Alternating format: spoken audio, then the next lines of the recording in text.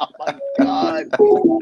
I love it. Ladies and gentlemen, on cue, we are live with the Fantasy Football Buzz podcast. We've got Cyclops. We've got 2020. I guess I'm on the bottom tonight. We don't have to further that discussion, but I just want to mention that normally I always knew you I'm were a up bottom. there. Well, I just want to welcome everybody to the podcast tonight. Things are starting to get interesting. We normally don't have news at this point, right? Because training camp hasn't started yet. But we actually are going to have some breaking news. Well, it's not breaking. It broke earlier today or this morning, and we'll get into that. But first, let's just say hello to the hostess with the mostest. It's 2020, Keith, Cyclops, Brad. How are you guys doing? Doing good, man. Doing good. On the road for the first time in a while. Got Cyclops in the other room. Looking forward to a good show. It's raining cats and dogs. And ready to talk about some football. How are you? How you doing, Commish? Oh, I'm doing great. You know, anytime that you can sit down and talk football for an hour straight without interruption is a wonderful thing. Could not agree more. One of the main reasons we love doing this show. Yes, I'm feeling good. A lot of fun stuff happening. Training camps are starting tomorrow. A few of them, and looking to get going. All right. So did anybody catch the Brady jokes at the White House today? Yeah, no, I didn't. He said he called himself Sleepy Tom or something because he forgot it was a fourth down or something. Yeah. He said 40% of the people still don't think we won the Super Bowl. Yes. You know what? He's so much more likable. And I'm not saying this. Well, it's because he's not a Patriot. That's what I'm saying. I'm not just saying this because I'm a Dolphins fan, but yes, I am saying it because of that. But he's so much more likable as a Buck. He seems to be taking himself a little less seriously. He's a little funnier, a little more chill. Yeah, I like. If you're gonna spend the show talking about Tom Brady, I'm gonna talk about kickers. So you've got to make up your mind which evil you want to take. Listen, we're going to talk about tight ends tonight. We're going to talk about defenses tonight. We're going to talk about some breaking news. We'll talk about training camp. But we want your input as well. So give us a call, 772-800-BUZZ, or you can always comment in YouTube Live or Facebook Live. And, of course, we will have the famous, infamous, however you want to put it, Kenneth question of the night. And we actually have Kenneth on the phone right now. He is the Fantasy Football Buzz Podcast #1 fan. Kenneth, how you doing tonight? Pretty good. My question of the night, before I get to that, as you mentioned, there is some little bit of breaking news that I wanted to get to. Well, we'll get to the Cam Akers information in a bit. Actually, there's one other piece of breaking news also. Former Los Angeles Charger Melvin Ingram III has signed on with Pittsburgh. Well, that's defense news. That is correct. Yeah, he had come down to South Florida. He had a visitation here with the Dolphins, and I guess it didn't work out. I think I'd like to think that Ingram's better days are behind him, which is probably why the Dolphins didn't sign him. Dolphins being one of the teams that is in need for somebody like Ingram, but I guess he's not the same old Ingram that we all grown up loving. Kenneth? What is your question of the night? My question of the night is, with training camp upcoming, what would you consider to be the biggest storyline thing in? Now, mind you, I guess would have to be the issue with Aaron Rodgers and Green Bay. Yeah, that probably is the biggest issue because there's when it comes to fantasy football, at least, there are so many positions that are hinging on whether or not Aaron Rodgers is going to play. That whole team is based on Aaron Rodgers. When he got hurt, all the fantasy numbers just dropped on that team. So that is one of the biggest storylines. Can you guys think of any other major storylines that we're going to hear out of training camp? I mean, I got to think a very close second. A very close second is Deshaun Watson. Not as many impacted because you got the top receiver on that team is Brandon Cooks. It's a very big fall off from Devontae Adams, the running back there as well. Johnson and Ingram, not as delicious as an Aaron Jones. So, but still a huge storyline. And I would say very close second is the Deshaun Watson saga and where that ended up. Can I bring up another one? And this has been news that's just come out recently as well, is the Saquon Barkley news, right? He's saying he's not sure what he's going to do in camp. He's not sure if he's going to be ready for week 1. So does that all of a sudden hold on. He never said, I don't know if I'm going to be ready for week 1. He just said, we'll see. There wasn't a it was. Well, we'll see is not, hey, I'm ready to go. So I think it was more of a tongue-in-cheek kind of comment. I don't know. I get what you're saying, given where he would normally fall in the draft, and I really hope that everyone in our league is concerned about that statement, so that I could grab him at 7 or 8 or something like that, where he could drop. Quite frankly, I'm not concerned one bit about that. Are you already like conceded to the fact that you're going to be in the 7, 8, 9, 10 spot in our draft? Unfortunately, yes. But Barkley's been working out. They've had some film showing him running and working out. I'm not worried about Saquon, and the fact that he's young, the fact that there is a history of people who have had his surgery that have come back strong, who are a lot older than him.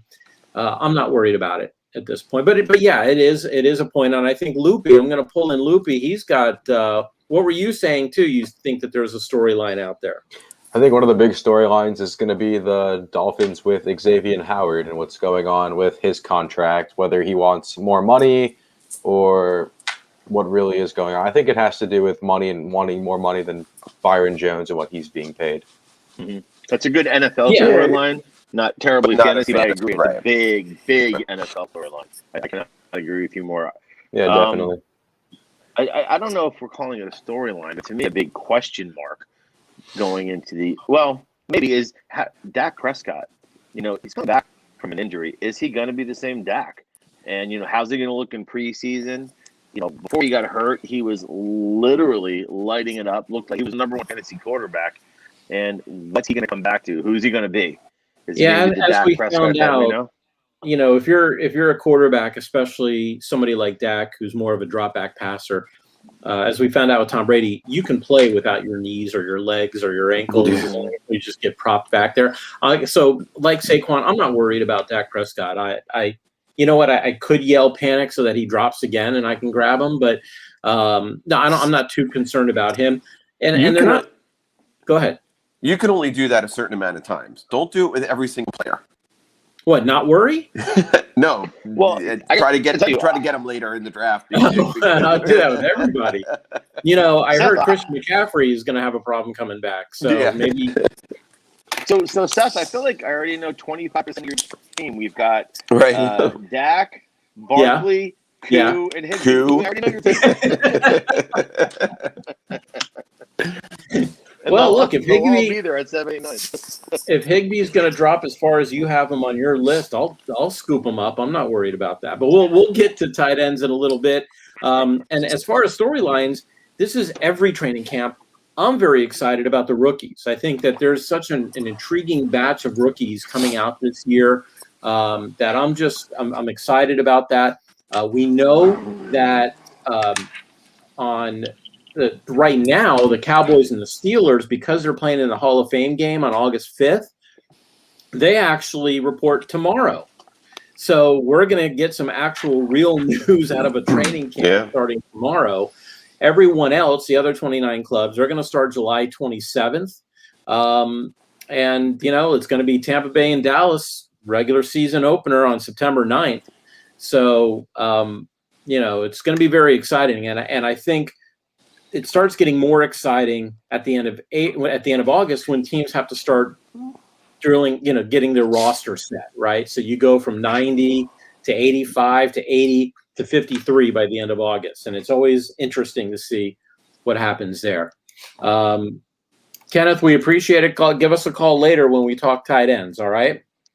And as a matter of fact, I know you asked me to primarily do tight ends, but I went ahead and did every position as far as sleepers. Is that all right? Well, we'll talk about it. We'll give us a call later when we start doing tight ends, and we'll go from there. Okay? All right. How later. Just watch the show. Okay. All right. Take care. Job number one. So like Kenneth, if you all out there have any questions, input, you want to know what's going on, you have a question about your team, it doesn't matter, keeper, dynasty, doesn't matter. Give us a call, 772-800-BUZZ or 2899, and we will get to your question. Or you can always comment in YouTube Live or Facebook Live. And of course, let's get to the matter at hand, Cam Akers, right? We all woke up to the news this morning that the Rams running back Cam Akers, who had a very high ADP, is out for the season. What does that do to rosters? What does that do, guys? You know, where's the fallout on the Cam Akers situation? Well, I got to tell you, Could you- for dynasty and keeper leagues, it's enormous. For redraft leagues, everyone's going to be in the same boat. But for dynasty and keeper leagues, especially dynasty leagues, for draft last depending, year, hold it is on, enormous. depending if you've already done your redraft league. There's people that draft, before that's a good training point. camp. Maybe, people that drafted last week, this weekend. Say they got together this weekend and they drafted, and all of a sudden, boom, done. Right? And that'll get you to do that again. And that's why we draft like 3 days before the game. That's a good But lesson right there. That's It why you just draft 3 days adds before to the game. excitement. That guy's going to be going after Darrell Henderson or going to be looking to make a trade. It adds to the excitement of doing fantasy football. If you have Cam Akers right now and you just had a redraft, you are not Yeah, you're excited. a little bummed. You are weeping. You feel like shit. You're drunk right now. Well, I know, Brad, you were a big Cam Akers guy. You were last year, but you were also this year. You had mentioned it. Obviously, that takes out one of your top 10 running backs, and that brings in somebody like Henderson. Where do you draft someone like Henderson? It's so interesting because does he fill that spot as an every down back? We don't know. Like he had flashes last year, right? He had some really good games, but they had this 3-headed monster, which made it hard for him to completely stand out. You got to figure they're going to be looking to either make a trade or sign somebody. They really, if you look at their backups, have no one. They have a rookie Funk who's like listed 4th on the list right now. Calais. I'll read it for you. After Darrell Henderson, there's not a single recognizable name on here. Right. Xavier Jones, Raymond Calais, Jake Funk. There is Otis Anderson, and I'm kind of wondering if that's Otis Anderson Jr. So yeah, I think it's the original Otis Anderson from the University of Miami. He played for the Cardinals in 1977. They brought him back. Played for the Giants. I think so. But don't you think right now, if they had an opportunity, and obviously he signed, but to get like a Mark Ingram or Todd Gurley, right? I was just saying, bring back Gurley. But here's the thing, guys, and I was speaking to Jonah about this. He actually likes Henderson better than Akers anyway. Forgetting what happened to Akers. If you look at last year when Henderson did play, he was more efficient than Akers in just about every category. 4.4 yards. Even though Akers had, the momentum at the end of the season, but Henderson very well could be the better back. Look, it's just that Akers happened to be the guy of the moment. He was a second-round draft pick just like Henderson. But here's a question, Commission. This is what's interesting. Before they allowed Akers to really took the rock, and you had Malcolm Brown there, for whatever reason, McVay trusted Brown more. Brown really won the job over Henderson. Henderson had 2 games where he looked phenomenal, and then he was the hottest pickup on the waiver wire. I saw him go for $80 fab money in one league because everyone thought he was the guy. And for whatever reason, there's something McVay saw that said he's not. And he turned to Brown and then ultimately turned to Akers. And that's the part that's very puzzling because I agree. He did look very good in the 2 games where he got to be the feature back. He averaged 4.4 yards per carry, put up almost a couple hundred yards, had no fumbles, looked really good. So there's something there that McVay saw that he didn't trust, or he would have kept getting the rock after such a good performance. The good thing now is there's no competition. Exactly. That we can see. Darrell Henderson all of a sudden is number 1 there. So does he get into the top 10 of the draft with with Stafford and Woods and everything going on there, or is he maybe like a number 13 to 16 running back, right? Where Well, Akers would have been in your top 10. I don't know. I mean, I wasn't going to pick Akers before Aaron Jones, before Eckler, Chubb, Taylor. Right. I wasn't going to pick Akers there anyway. Would I pick Henderson before Najee? Would I pick him before Mixon, for CEH or Swift? I think I would. Gibson I would pick first, or above Henderson. Mhm. But I have Henderson right around there. So, yeah, he's about RB12, RB11 to 13, somewhere in that range. Right.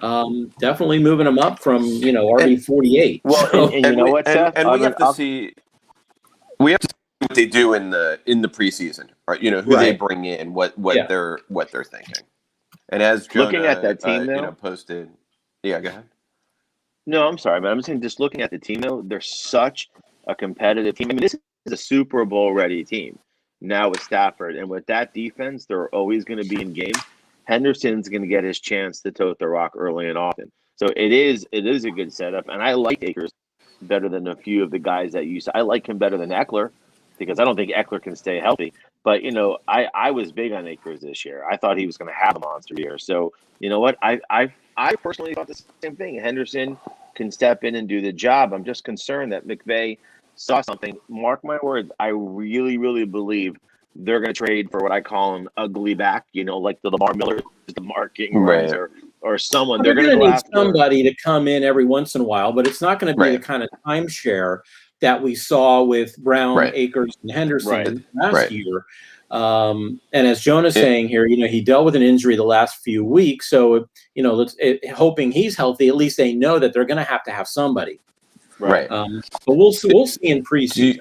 Do you think that this affects either Woods or Cup value at all? Like, are there a None few at extra all. game that are going to go to those guys because of this now, or do you think that that might not affect I don't think that? so. I don't think it impacts anybody. I think the only person it impacts is Cam Akers and Darrell Henderson right now. I personally, because that team is so balanced that I just don't see it impacting the target share at all or anything for Matthew Stafford. If you're really going to do a deep dive into that question, and without really knowing what that offense is going to look like with Stafford, and assuming it's the same, Henderson, and please correct me if I'm wrong, is a slightly bigger back than Akers. And I think that, maybe some of the goal line work, which would have gone to maybe a Higbee or a Woods, would end up going to Henderson now. Maybe Henderson is more of that, through the gaps kind of guy where Akers not necessarily. But again, I don't think we need to do that deep dive. I think you're right. I don't think it's going to really affect anything. Great comment from Loops. Otis Anderson is not related to Otis Anderson. The younger Anderson was signed out of UCF. So, wow. Got it. So I guess Right. there's Otis Anderson is a good name to have in football, I guess. Yeah. Okay. So, no, I was thinking about Cam Akers, and you were talking about dynasty leagues. With dynasty leagues, probably have an IR spot. So, yeah, you might lose them for the year, but at least in dynasty, you can hold on to them, and you don't have to worry about it, right? You can just keep them for next year. So this is unfortunately, it's so weird. We talked about this last year, I think, when Dak Prescott got hurt, which is somebody's in a lot of pain. And all we care about is how it affects our fantasy football teams. And so, in a way, I kind of feel bad for Cam Akers and what he's going through, despite how much money he may or may not be making. Remember, he's still on a rookie contract, right? So, yeah, I feel bad for Cam Akers, but it's interesting how all we care about is how does it affect our team? How does it affect fantasy football? Yeah. All right, we suck. All right, so this is what we're going to do, guys. We are going to jump into the meat of the matter. We're going to talk about tight ends. We're going to talk about defenses, but we want to hear from you. We want to know what you're thinking, not just about Cam Akers, not just about questions you have, but about tight ends, about defenses. Give us a call, Numbers right up there on the screen, or you can comment on YouTube Live or Facebook Live. We'd love to hear from you. In the meantime, it was 2020's opportunity to redeem himself from his terrible quarterback list. That wasn't my quarterback list. That was Cyclops. That's true. That's true. That But you wasn't. can blame me for it. Thanks. That's true. It was Brad's terrible quarterback list that I had your name on. This time, I have your tight end list with your name on it. Right? My list, baby. And this is your list of the top 15 tight ends that I'm ready to just tear apart. But before I do, let me just give you the floor, give you the microphone to talk about your list here. Wait, can I just say, you just said you're ready to tear apart some tight ends?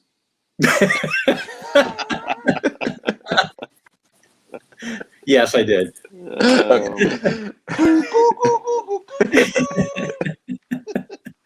All right. So again, we have the top 15 tight ends. Tight ends always tough because there's always like really 6 or 7 that really deserve to be in a fantasy football league, maybe possibly 8. This year, I honestly feel over the last several years, because it has been such slim pickings, is looking a little bit better. So we're going to start off at the unequivocal, unabashed, without a doubt, slam dunk, hands down number 1. I almost don't even have to talk about the fact that Travis Kelce was number 1. If George Kittle maybe had his normal season last year and didn't get hurt, he could have been in that category because he is a beast. But Kelce, number 1, without a doubt, 105 receptions, 1,400 yards and change, 11 receiving touchdowns with a very, very hefty price tag.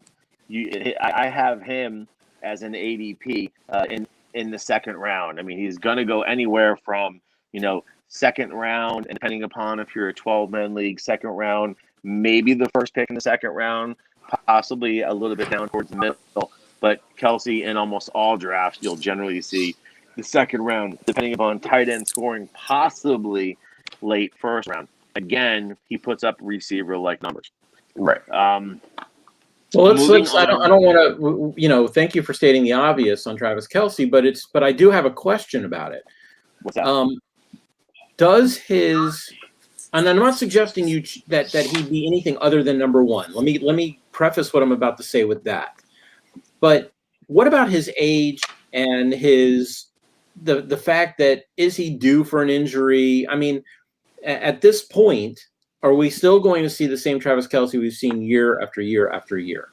And is there a reason to think any different? Where's the drop off?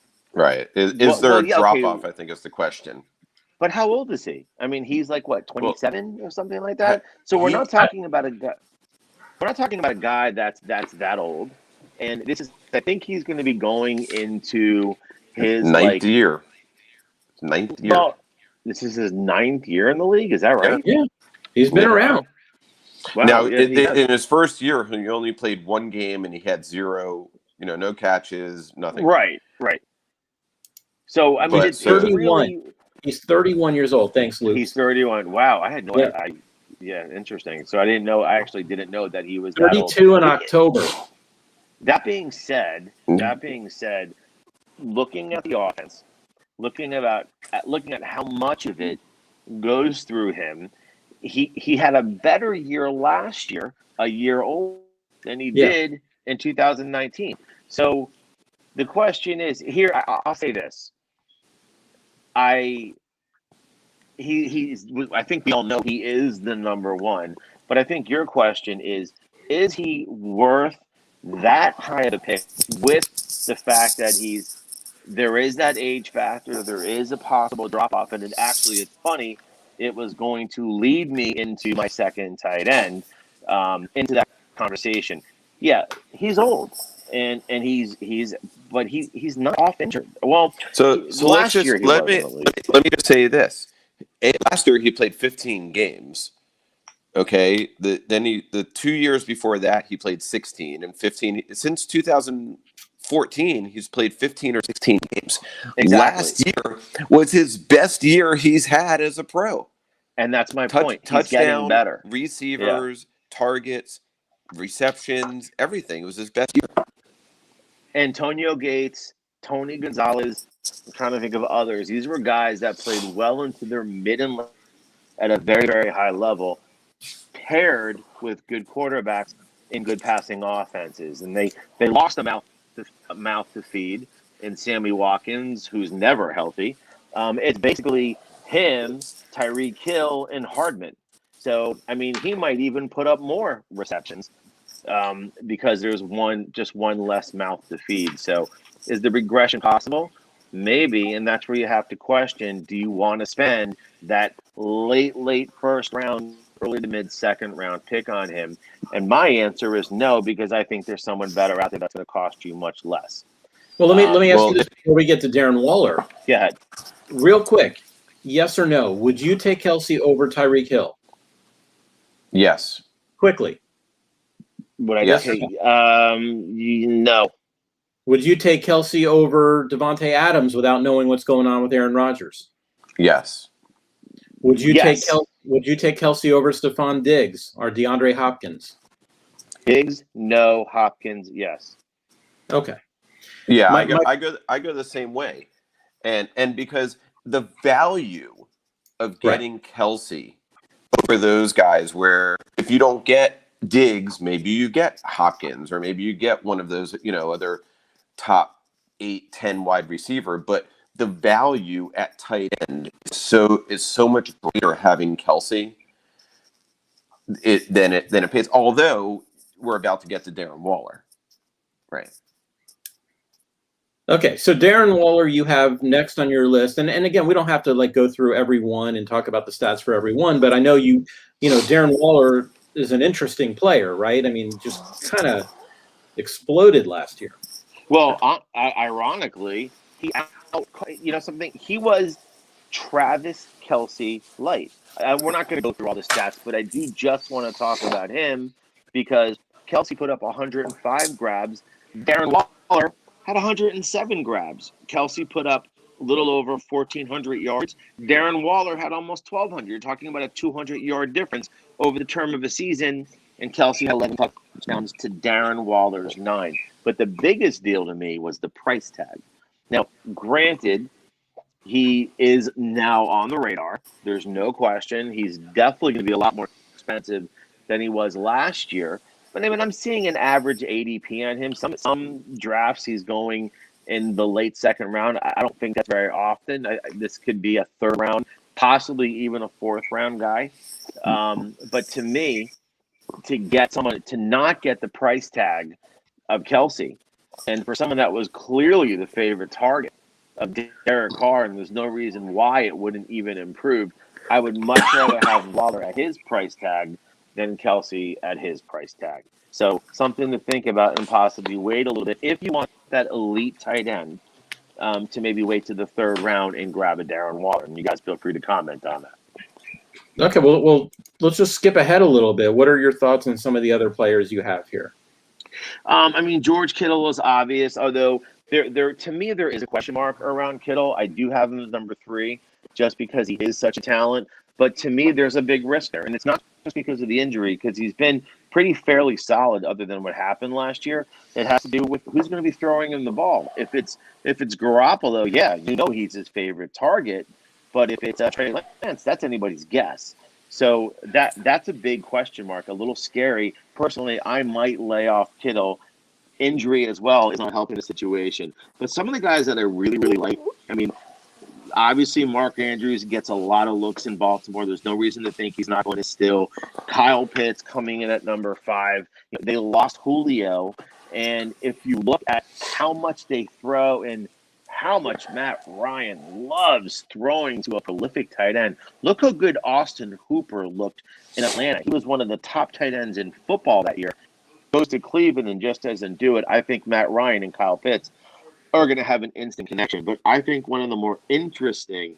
Before we get off Kyle Pitts, I just want to mention something, and I know I'm wearing my Gators jersey tonight. Not jersey, my shirt, my Gators shirt tonight, and Kyle Pitts. I followed him, of course, while he was at Florida, and I was really hoping that the Dolphins would pick him up. He wasn't available, but we really need to kind of, in my opinion, curb our enthusiasm about the idea of a rookie tight end. And it's interesting, but the last rookie tight end to reach 800 yards was Jeremy Shockey back in 2002. Yeah. That's how long it's been. Now, Evan Ingram got close. He had 722 yards in 2017. Gronk had 10 touchdowns, but only 546 yards in 2010. So we got to keep in mind that, unless Pitts gets put in that X or Z receiver role, which, people are predicting he would be, if he's not put there, I don't necessarily see him being somebody that is going to be the Superman tight end of the league, at least right away. I think maybe next year, the year after. And I'm not suggesting you don't draft Kyle Pitts. I'm just trying to say, when you're looking at the board and you've got somebody possibly like a Logan Thomas or, Gesicki or Higbee, let's remember that Kyle Pitts is still a rookie. And we don't know. You bring totally that agree up. with you. Go ahead. You bring that up as far, with Kyle Pitts, and he's really the only rookie tight end that anybody is going to look at this point. And, you think, okay, he could either end up in the top 3 in tight ends or at 15 in tight ends. We just don't know. And are you going to, and again, it's the tight end position. If you have tight end positions in your league, maybe you take a flyer on them and then you take someone like a Irv Smith or a Jonnu Smith or somebody like that later, Hunter Henry, Evan Ingram. Maybe you end up bootstrapping that tight end a little bit, but take a chance on him. But again, it's the tight end position. And at that point, do you take Kyle Pitts or do you take Noah Fant or Robert Tonyan or Mike Gesicki? I think because of that position, you jump in and take that flyer on Pitts rather than let me for those be other really guys. clear, by the way. And it's sometimes it's not confusing, but the way we're looking at this linearly, this wouldn't be my draft order. This to me is ultimate end of year where I think it's going to lay out. And Commish, I agree with you. Very rarely does a rookie tight end come on the scene and make a big splash. But you know something? It's very similar to wide receivers. It happens more, definitely more with wide receivers, but the Justin Jefferson years and the Randy Moss years, those breakout wide receivers from rookies, that doesn't happen very often. Look at the 50, 60 grabs, not the 90 for 1,400 yards and 9, 10 touchdowns. That happens very rarely, but it still does. The reason why I'm this high on him and why I think he really will end up and crack the top 5 is, again, he's on the most prolific passing offense. When I say prolific, the last, I think, 3 years in a row, they've attempted more passes than any team in football. They lost Julio Jones, and Matt Ryan has a very strong affinity when he has a good tight end they believe in. He peppers them like crazy. Not to mention, this is their first round pick. And he's a generational talent. Not to quote, the obvious on social media, but when you watch him on tape, the guy. But he's not going to be a tight end. That's my point, right? They've got Hurst.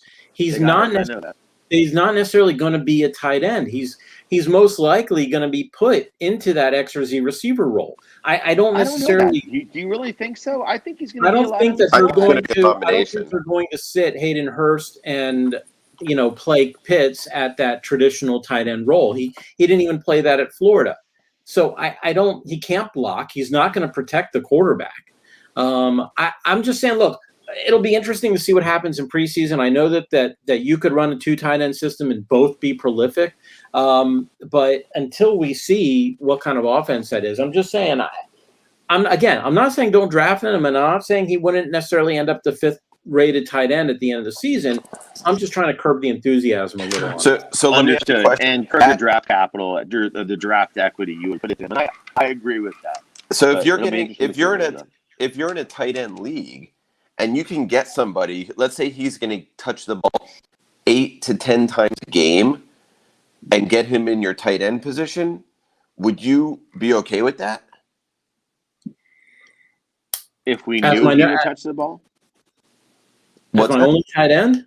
As a tight end, and say he's going to be in that like almost like slot or X position. I don't know. I mean, again, I can't answer that until preseason, but I will tell you that if I had a Mike Gesicki, if I had a Tyler Higbee, if I had, even a Logan Thomas on my team, I'd feel a lot more comfortable, even though Pitts might end up with more points if we're talking about comfort level. It's the upside. It's the upside. Yeah. And listen, before we continue, I just want to mention real quick, Kittle with San Francisco, with Brandon Ayuk and Deebo Samuel now, and the possibility of Trey Lance adding a running game to the quarterback, I'm concerned a little bit about Kittle. I agree.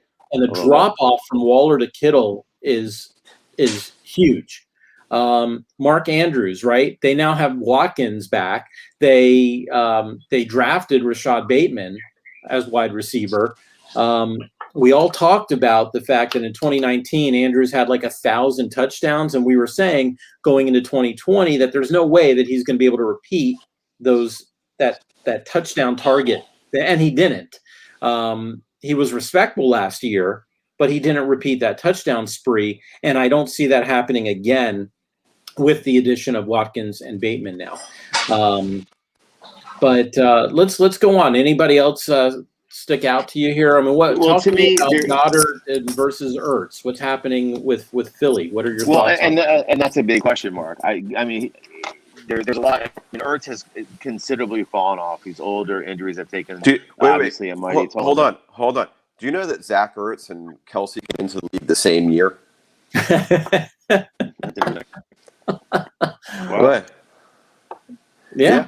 But they're both 2013. So you think about that, and Zach Ertz is obviously this like tumble, right? But he had like the middle of his years. Like Kelsey's been getting better every year almost. Yeah, and Ertz like had down, his, and he had it like he started off, and then he had a great year, and then he's all of a sudden like declining, right? And, so he kind of hit that wall. He is, and Philadelphia is becoming a bit disenfranchised with him. Listen, he was never a good blocker to begin with. What's so great about Goddard is Goddard actually is a pretty damn good blocker as a tight end. Definitely better, a lot better than Ertz, and he's become a better pass catcher now as well. First of all, he can stay on the field. So a lot remains to be seen what happens with the Ertz situation. They're trying to move him. They're not having a lot of success with it. But even if they don't, when they were both in the lineup, it looked like, Goddard was the more favored tight end there. And I think that they're going to continue to showcase his ability because it's great. They can keep him on the field, disguise their plays more. You don't know if it's a run or a pass with him in there. With Ertz, he's not going to be there to block. So I really do like Goddard. The question is how good is Jalen Hurts going to be at getting him the ball? And I actually think Jalen Hurts is going to be a pretty decent quarterback. Okay. Anybody else stand out to you on that list? The two guys I do want to talk about are, I definitely have a man crush on Logan Thomas. This guy put up what I consider very respectable numbers last year, and he did it, under some pretty terrible quarterback. Quarterback. We're a very racial justified show here. 72 grabs, 670 yards, and 6 touchdowns. Now Fitzpatrick coming in, who is going to be arguably a much more calming influence under center, does a very nice job of hitting his tight ends. And what I like about Logan Thomas is I think you can get him on the cheap. So I really like him to do well this year. I love where he's going to go in fantasy drafts. And I feel similarly about Hawkinson. Really get to Hawkinson. Can I talk about Thomas for a second? Please do. And I had Thomas, by the way, and he did help me down the stretch.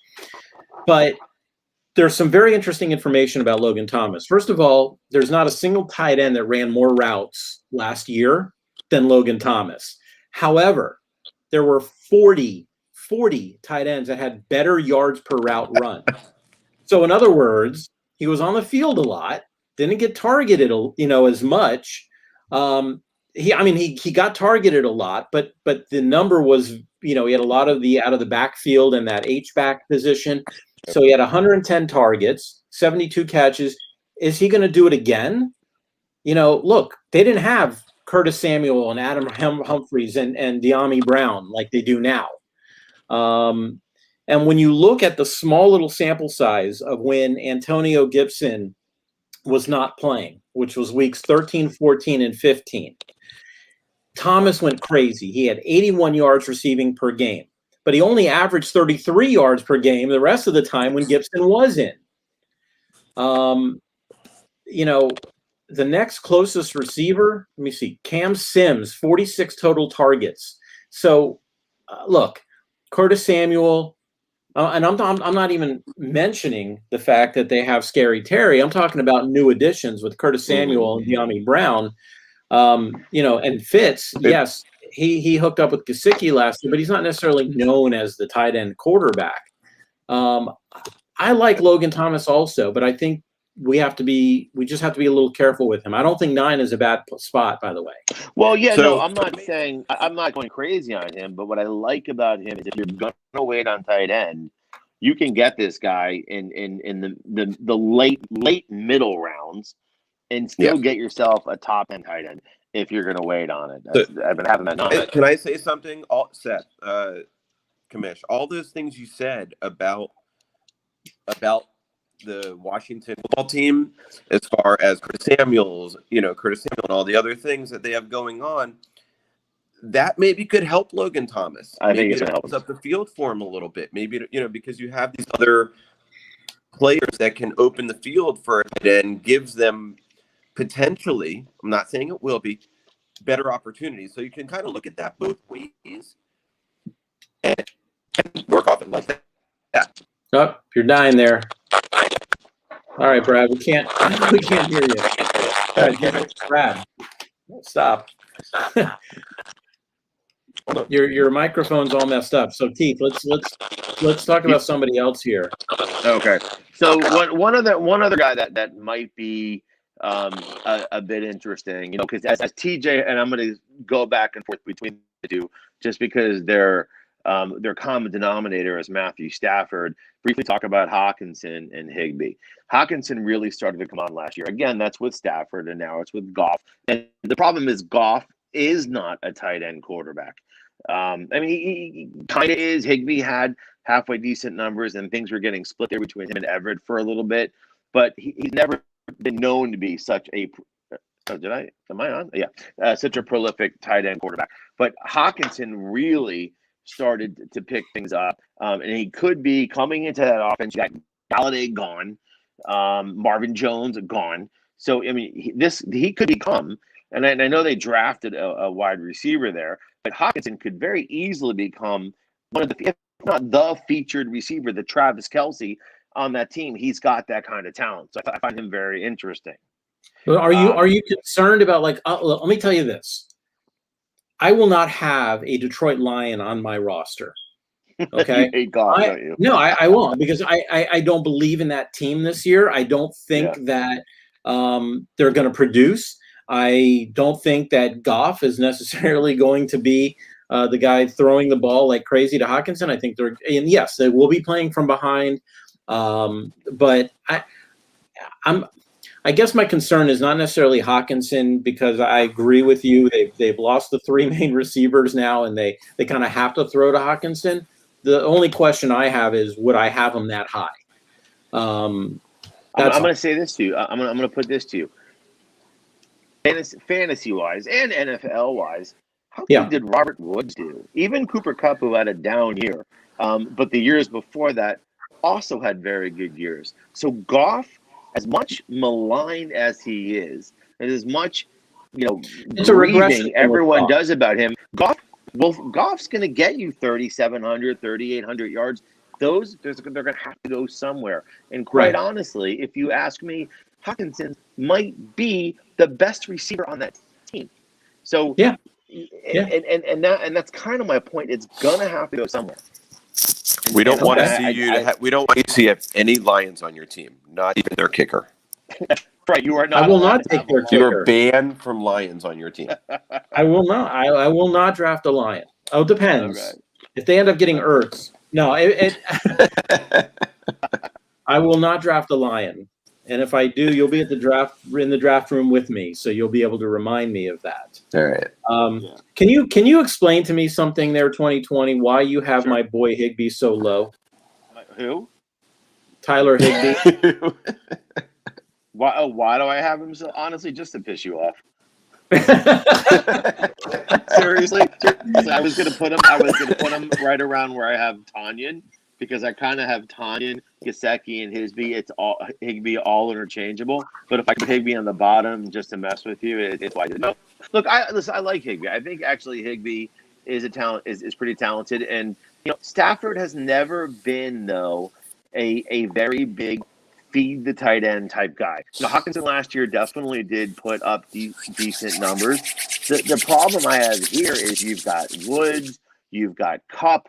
They had Cam Akers at the time. I mean, it's just such a solid team with such a good defense. I just don't. I didn't see them feeding him as much as I would like to see a tight end be in that situation. I do think he's a talented tight end. There's a lot of mouths to feed there, if you ask me.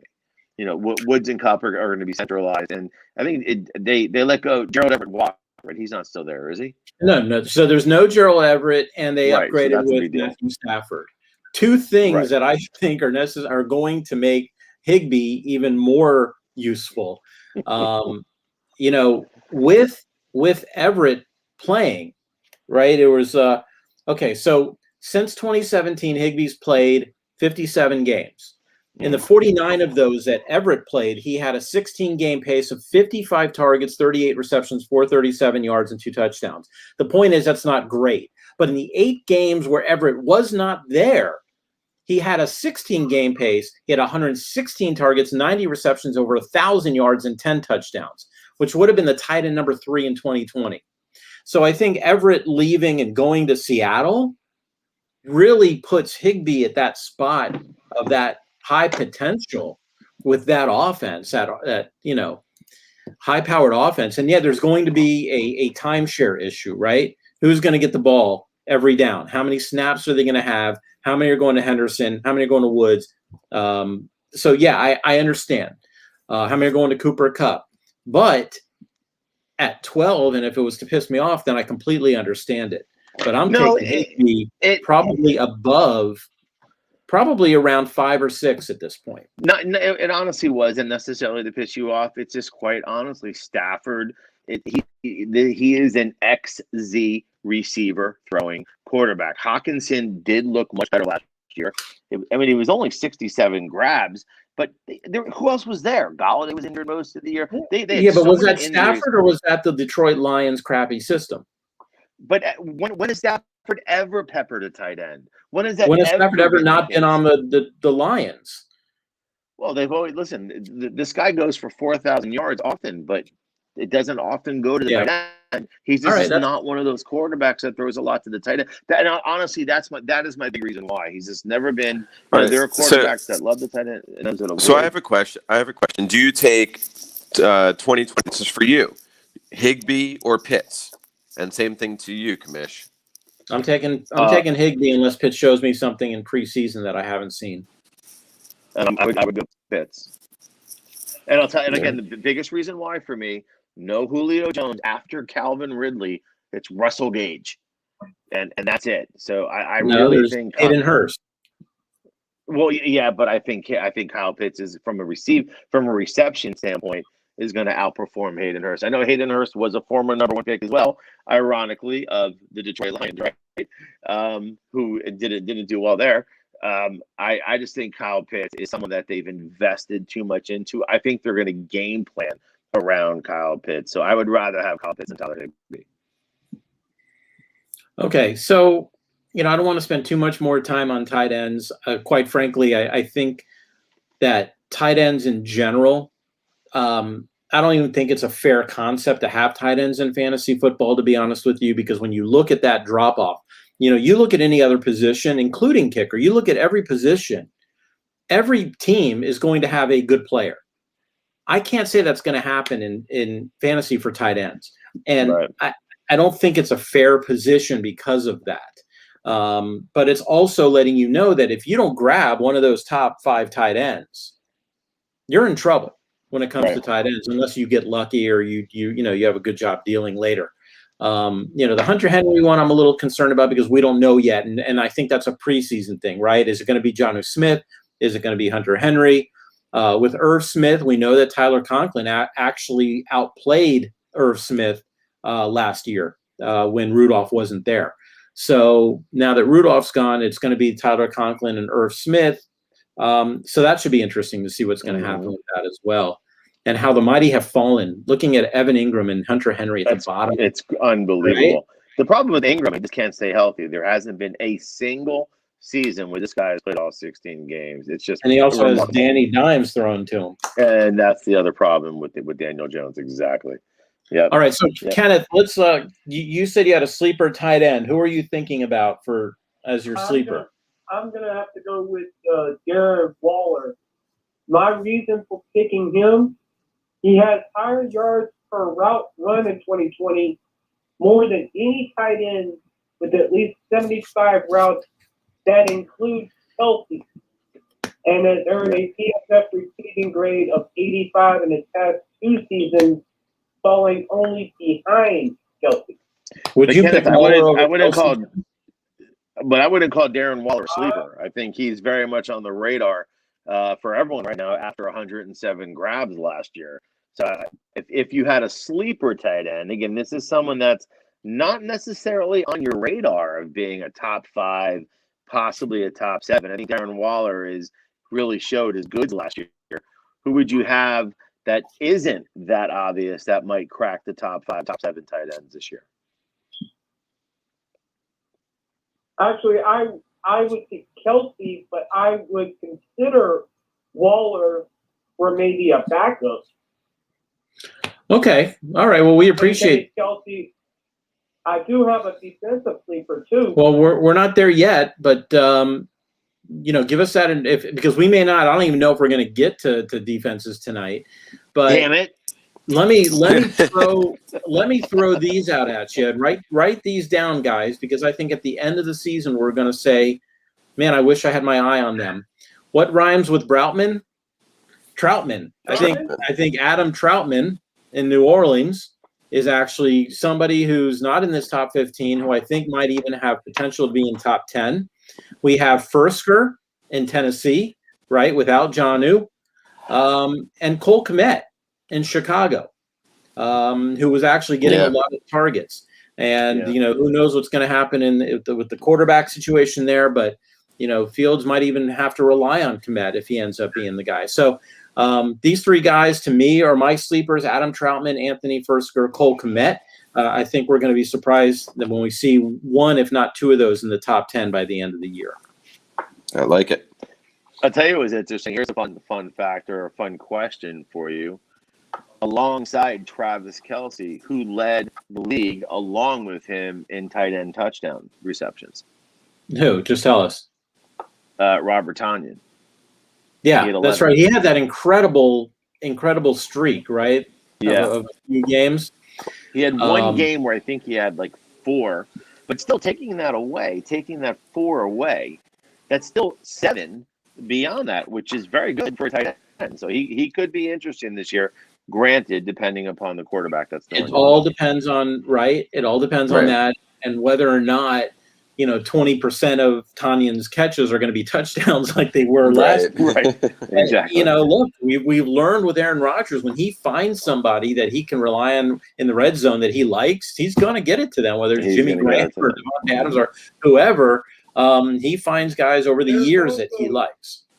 What? There's also one more tight end you might want to toss in as a possible sleeper. Okay. Gerald Everett from Seattle. Oh, now you're starting fighting words with Commish. Oh, Everett. Because of what Everett did to Gesicki. Look, to Higbee. I don't think that's necessarily a bad pick, Kenneth. I think that it's very possible that he ends up pretty high. My only concern is that offense. That offense is really tailored around DK and Lockett, as well as Carson. what I'm saying is that in the past, Pete Carroll's offense hasn't been tight end heavy. They've had some red zone shots when they, Jimmy Graham and others, but it really wasn't necessarily tight end heavy. Right. They've never been. They just like the wide receivers there too much. Yeah. Now, But I do have a tight end bust for you. okay, who's the bust? I'm gonna go with Gronk. Yeah, with Gronk, you just never know, right? Gronk could have been in your list here, Keith, and I wouldn't have batted an eye, right? Because he just seems to just not go away.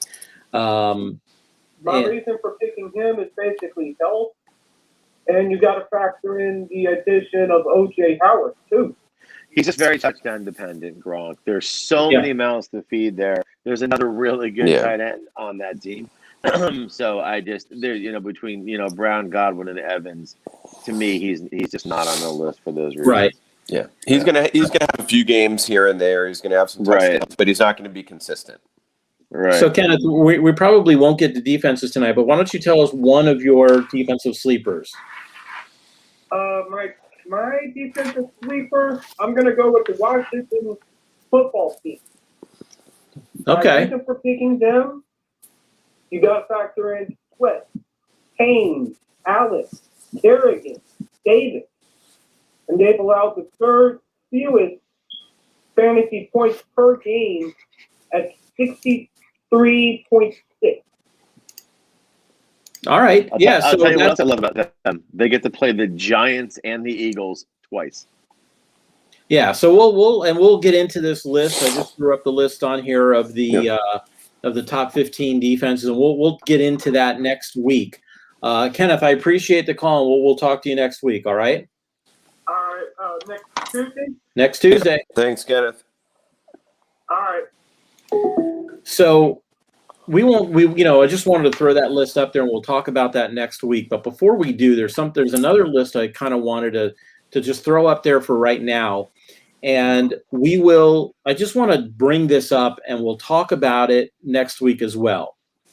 But the Steelers did something last year that no team has done in the past at least 10 to 12 years, which is finish the season as the best team, the best defense, 2 years in a row. And what you're seeing here is in 2016, all the way on the left, the top three defenses at the end of the season were the Chiefs, the Vikings, and the Chargers. So you would think that in 2017, the Chiefs, the Vikings, or the Chargers would be the top, and they were not. The top defenses in 20. So if you look at this list, year over year over year, bless you, you do not have. Nobody repeats, other than the Steelers. Nobody really repeats even in the top three. Right. So when we look at last year's group, the Steelers, the Colts, the Rams, 1, 2, and 3, that's how those teams ended last year. Do we really think that the Steelers, Colts, and Rams are going to end up in the top three this coming year? In the column right after there, you can see what happened to those top teams. So, for example, in 2017, the Jags were the top team.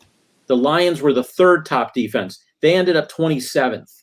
So there are people who drafted Detroit high because they were like one of the best defenses, and they ended up being one of the worst. So it's a very, very difficult thing to predict. It really is. And, Kenneth had some good points about, why Washington is going to the Cucumbers or whatever they're going to be, why they are going to be a good team. But I'm just bringing this up so we know we cannot look at last year and think automatically that that's the team. Look at 2018. Remember the Bears, guys? That team, when they first got Mac, right? They were unbelievable. They were scoring. They had, I think, a streak of defensive touchdowns, game after game after game. And then the next year, they ended up 23rd. So I thought the Bears were unstoppable, and they were the first defense drafted. And again, they had injuries, so that was a part of it. But yes, I agree. Yeah, you can't just assume year over year. That absolutely, there's changes, there's off seasons, there's injuries, there's trades. Absolutely.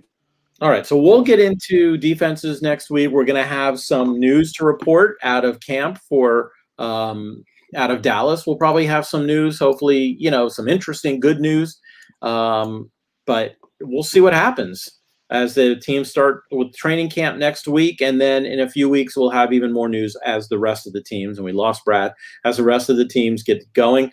It would have been nice for Brad to say goodbye at the end of the show rather than just drop off. Although I didn't even know he was here. We'll bring in Loops. Loops. All right. So, guys, we'll do this all again next Tuesday night at 8 o'clock. Any parting words, anything else you want to say before we go? Go, go, go, go, go, go, go. And I'm going to look at you, made my dog bark with that, with the great Sorry. white chant. I've had that ready for 40 minutes. Here's the Oh, you guys are together. That's very sweet. So thank you for making it clear. I'm going to tear apart tight ends, Felt Loops. I appreciate that. And we will do this again. We will jump in again. Right. We will jump into defenses next week. We'll see you guys at 8 o'clock. Keith and Brad, have fun in your hotel room together, and we will see you guys next week. Next week, gentlemen.